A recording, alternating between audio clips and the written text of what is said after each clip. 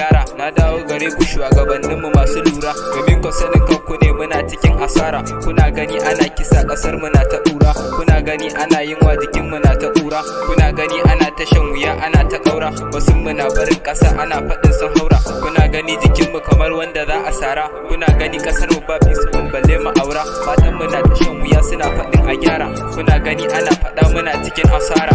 Kuna gani kasar mu ta yi kyau balle mu dara, muna faɗa ana ganin muna da yawan kyara. Mun yi uzuri kanku wai sai yaushe za ku gyara, kyautata a mulki nan ku za mu so ku ƙara. Ku ba mu namu haƙonan mu ma a yau mu dara, kun bar kasar mu ta kyau ta yaya za ku ƙara? Sai dai ku gyara kanku mu ku bar mu da cin fara. Ku ji ni a yau batu na yau akan ku don ku lura, babu gudu babatin asani in sarara, domin ku na ga so kuke mu zam cikin asara. Ku ji ni da kyau dan batun akan ƙasa na fara, ku gane nufin so nake kawai a zo a gyara, ba zan gaji ba so nake kawai a ringa lura.